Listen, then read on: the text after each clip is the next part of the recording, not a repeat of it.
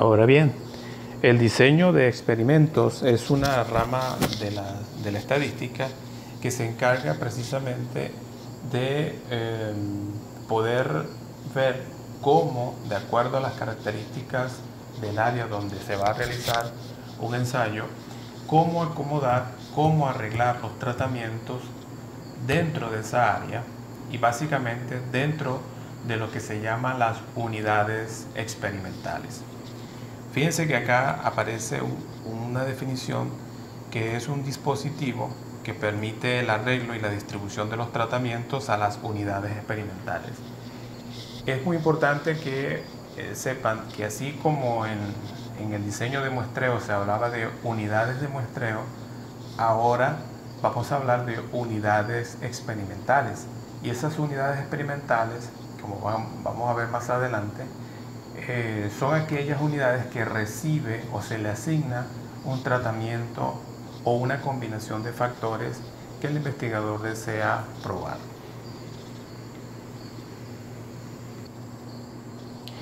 Fijémonos entonces desde el punto de vista cuando comenzamos de cero, que vamos a plantear una investigación. Primero, fíjense en esta pregunta. Al aplicar fertilizantes, se incrementaría el diámetro de la altura de pecho en la especie, por ejemplo, Tectona grandis.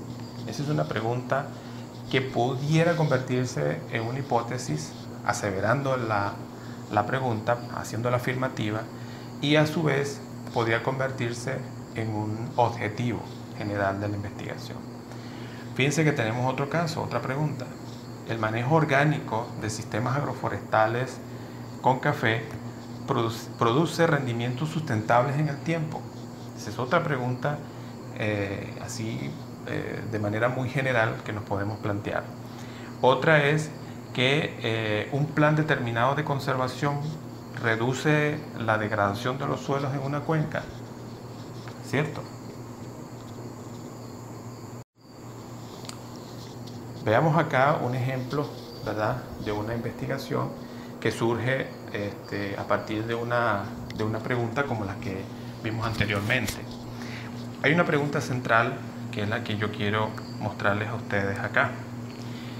La conversión, ¿verdad?, de un bosque a plantación afecta la dinámica del nitrógeno en los suelos.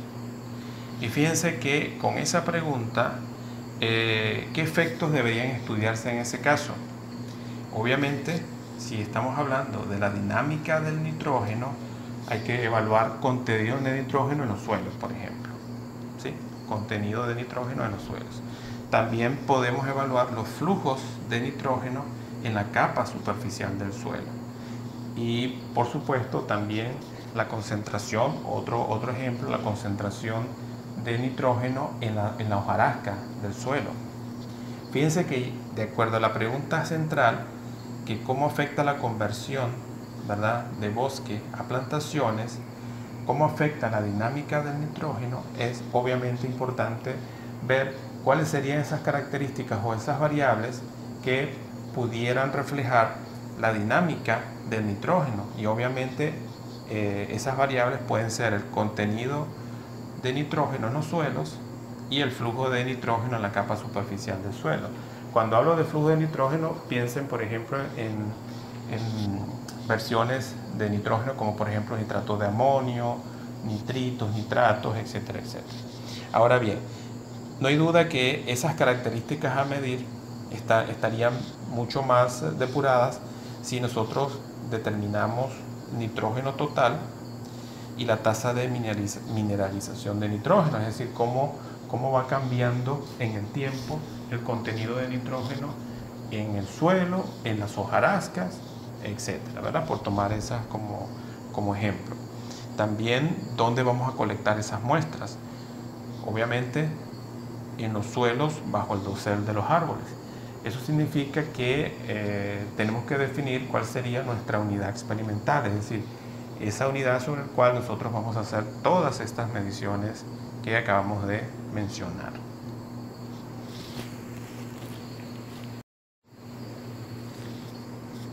Aquí tenemos otra pregunta central, que es la conversión de un bosque a plantaciones afecta la dinámica de nitrógeno en los suelos. Obviamente la pregunta específica es si las especies arbóreas, la especie A, la especie B y la especie C, producen tasas diferentes de transformación del nitrógeno en el suelo. Fíjense que se está haciendo una pregunta ahora un poco más depurada, un poco más específica, ¿cierto?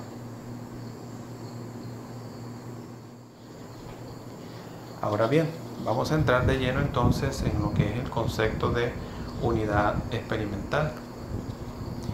Fíjense, en un experimento, la unidad experimental sería aquella unidad sobre la cual se le asigna un tratamiento.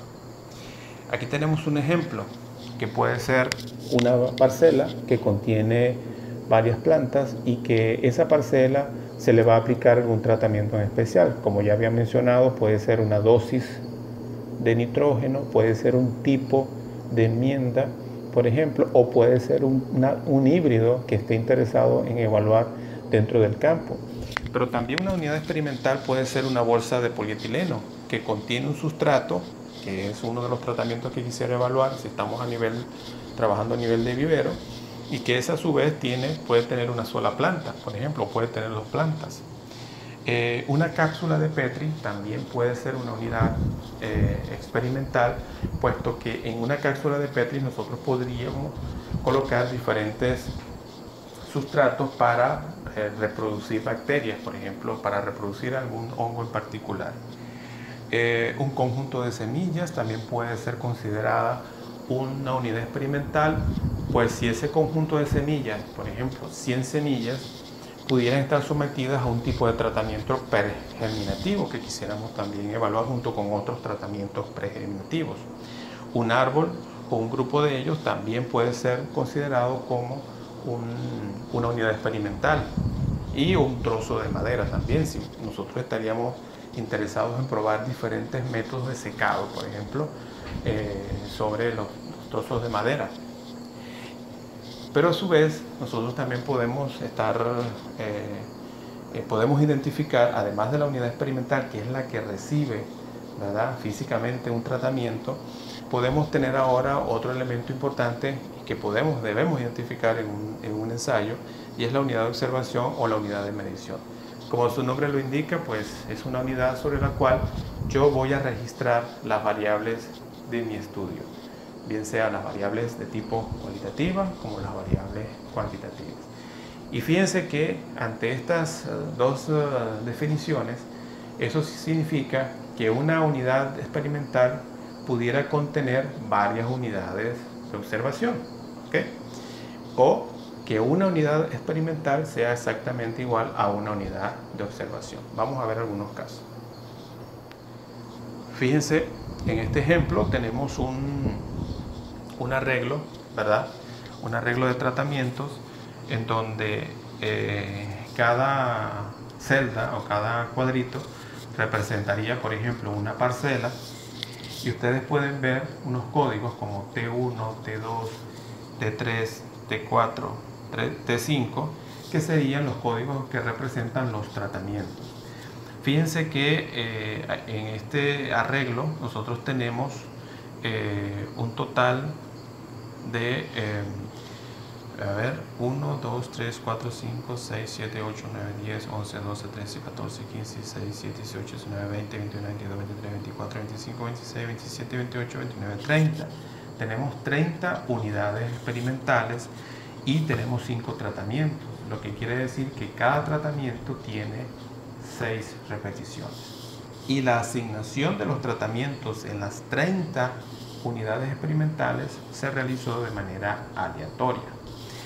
Así, ustedes pueden ver, por ejemplo, que estos elementos que ustedes están viendo acá representarían, por ejemplo, 6 plantas que están dentro de una parcela, ¿verdad? En este caso, esta sería la parcela, y que tiene a su vez 6 plantas. La parcela completa está recibiendo el tratamiento. Por ejemplo, esta parcela recibe el tratamiento 1, Esta parcela que vemos acá también recibe el tratamiento 1, aquí también está el tratamiento 1, aquí también está el tratamiento 1 y aquí está también el tratamiento 1, repetido en este caso 5 veces, ¿sí? Entonces, eso significa que la unidad experimental es el área correspondiente a esta cuadrícula y dentro están entonces 6 unidades de observación. Esas unidades de observación son aquellas unidades sobre las cuales yo voy a medir la variable, si sea cuantitativa, voy a registrar la variable cualitativa.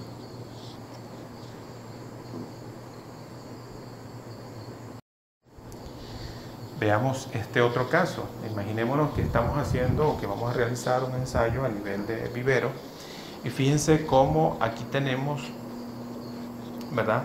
La unidad experimental viene siendo este bote o imaginemos que fuera una bolsa de polietileno, ¿verdad? Y esa bolsa de polietileno contiene unas 3 plantitas, ¿ok? Y que por lo tanto a cada planta, si yo voy a medir la altura de la planta, el diámetro basal, voy a contar el número de hojas, obviamente sobre la plantita es que voy a hacer el registro de las variables y por lo tanto cada planta sería la unidad de observación. Sin embargo, el tratamiento hace referencia al sustrato que contiene la bolsa y por lo tanto la unidad experimental, en este caso la que recibe completamente el tratamiento, sería la bolsa como tal, que está representada por el sustrato que ésta contiene.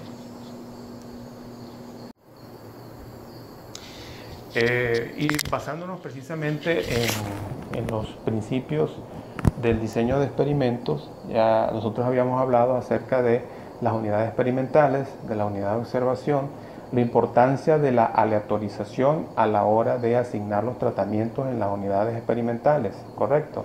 En cada una de las unidades experimentales y sus respectivas repeticiones. Vamos a hablar un poco de las características de los tratamientos. Los tratamientos es un factor, digamos, que deliberadamente, ¿verdad?, el investigador va a tratar de inducir en algún sistema para tratar de ver los efectos que tiene sobre este sistema, para plantearlo en términos generales, ¿verdad? Nosotros podemos ver que hay factores, o vamos a llamar tratamientos, que representan diferentes niveles en cada uno de ellos. ¿Se acuerdan cuando hablamos, por ejemplo, de las dosis de nitrógeno? Que si la dosis de 50 kilos, de 100 kilos, 150, 300 kilos y un testigo que no lleva ningún tipo de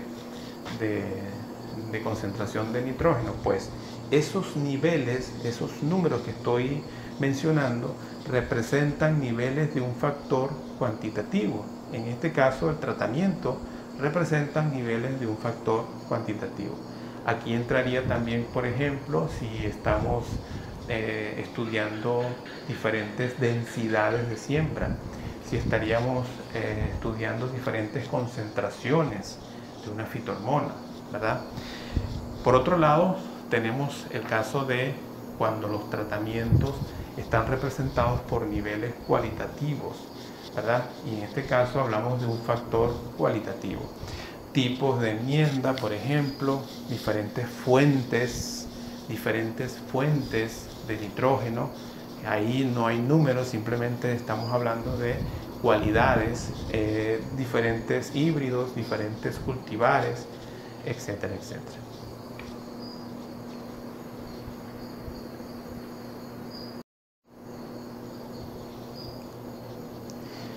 Por otro lado, entonces, eso significa que en un mismo ensayo nosotros podríamos combinar niveles de un factor cuantitativo con niveles de un factor cualitativo, o también podríamos combinar diferentes niveles de un mismo factor cuantitativo, de dos factores cuantitativos, perdón, o combinar factores que cada una tenga niveles cualitativos. Ese tipo de arreglo de tratamiento se conoce como un arreglo factorial, que también es importante porque eso quiere decir que en un mismo ensayo nosotros podemos evaluar, por ejemplo, diferentes densidades y a su vez poder combinar con diferentes dosis de nitrógeno, si ese fuese el caso.